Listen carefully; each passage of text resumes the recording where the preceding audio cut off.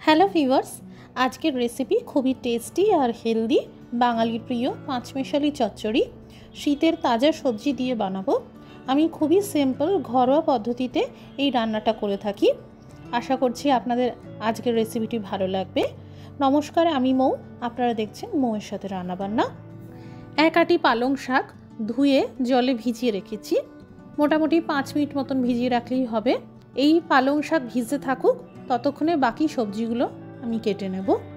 এখানে মূলো নিয়েছি, ধুয়ে নিয়েছি, এইভাবে খোসা ছাড়িয়ে একটু মোটা করে গোল গোল করে কেটে নেব।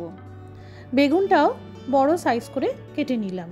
এখানে আমি প্রত্যেকটা সবজি এক আটি পালং শাক অনুসারেই নিয়েছি।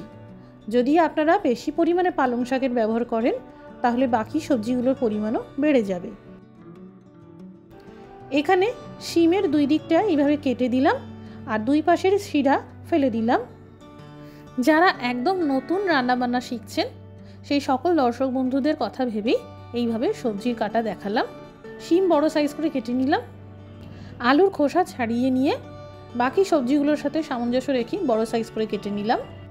রেসিপিটি ভালো লাগলে লাইক দিয়ে শেয়ার করে দেবেন। আর প্রতিদিন নিয়মিত রেসিপির নোটিফিকেশান সবার আগে পেতে আমাদের চ্যানেলটি সাবস্ক্রাইব করে বেল নোটিফিকেশানটা অন করে রাখবেন। সবজিগুলো কাটা হয়ে গেল। এবার পালং শাক সামান্য করে কুচিয়ে নিলাম।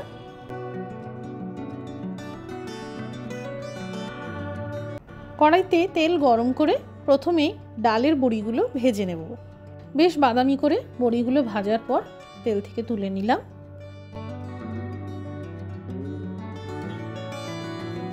এবার ফোড়নে দিয়ে দিলাম শুকনো আস্ত লঙ্কা আর 5 ফোড়ন। আমি এখানে 5 ফোড়ন দিয়ে বানাচ্ছি। কালো জিরে ফোড়ন দিয়েও এই পালং শাকের চচ্চড়ি বানানো যায়। এবার দিয়ে দিলাম থেতো করা রসুন আর কাঁচা লঙ্কা। আপনারা এখানে রসুন আর কাঁচা লঙ্কার বাটা দিতে পারেন। হালকা করে ভেজে নিয়েই দিয়ে দিলাম কেটে রাখা শিম আর আলু। শীতের সবজি দিয়ে এই পাঁচমেশালি চচ্চড়িতে রসুনের ফ্লেভারটা বেশ ভালো লাগে, একবার দিয়ে দেখবেন। ক্রমশ নাড়াচাড়া করে শিম আলু ভাজতে থাকবো। কিছুটা ভাজা ভাজা হয়ে এলে দিয়ে দেবো হলুদ গুঁড়ো আর লবণ। আবারও সবজিগুলো ভাজতে থাকবো।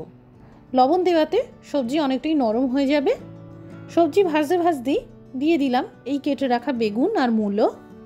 জাস্ট 5 মিনিট মতন একটু ঢেকে রান্না করব।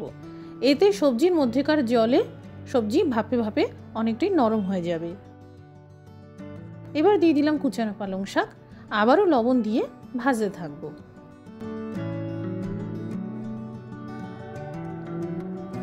জাস্ট 5 মিনিটের জন্য ঢেকে রাখলাম। এবার দিয়ে দিলাম ভাজা বড়িগুলো, ভালো করে মিশিয়ে নিলাম। সবজিগুলো ঢেকে রেখে রান্না করার জন্য অনেকটাই নরম হয়ে এসছে আর সিদ্ধ হয়ে এসছে, তাই খুব বেশি জল দেব না। জাস্ট আধা গ্লাস গরম জল দিয়ে দিলাম। অবশ্যই এই রান্নায় গরম জলের ব্যবহার করবেন। ঠান্ডা জল দিলে রান্নার স্বাদ কিন্তু অনেকটাই ফিকে হয়ে যেতে পারে। স্বাদ মতো লবণ দিয়ে ঢেকে কম আঁচে রান্না করব, যাতে সবজি সহ বড়ি সিদ্ধ হয়ে যায়। যতক্ষণে সিদ্ধ হচ্ছে ততক্ষণে এই দিকে তৈরি করে নেব ভাজা মশলা। 1 চামচ করে দিয়ে দিলাম আস্ত জিরে, আস্ত মৌরি, আস্ত ধনে, একটা তেজপাতা, 2টো শুকনো লঙ্কা। জাস্ট 2 মিনিট হালকা করে সেঁকে নেব। সেঁকা হয়ে গেলে ঠান্ডা করে গুঁড়ো করে নিতে হবে। এইভাবে ভাজা মশলা তৈরি করে আপনারা সারা বছর সংরক্ষণ করতে পারবেন। যে কোনো সবজির স্বাদ বাড়িয়ে দেয় এই ভাজা মশলা। এদিকে সবজিগুলো সুসিদ্ধ হয়ে গেছে। এবার দিয়ে দিলাম 2 চামচ ভাজা মশলা, 1 চা চামচ চিনি আর আধা চা চামচ গরম মশলার গুঁড়ো। সব কিছু ভালো করে মিশিয়ে নিলাম। তৈরি হয়ে গেল শীতের সবজি দিয়ে পাঁচমেশালি চচ্চড়ি। এই রকম মরশুমি সবজির রেসিপি খুবই হেলদি আর স্বাস্থ্যের জন্য খুবই উপকারী হয়ে থাকে। যারা এখনও এইভাবে বানাননি একবার অবশ্যই বানিয়ে দেখবেন, খুব সুন্দর খেতে হয়। আজকের এই রেসিপিটি দেখার জন্য অসংখ্য ধন্যবাদ। সবাই ভালো থাকুন, সুস্থ থাকুন।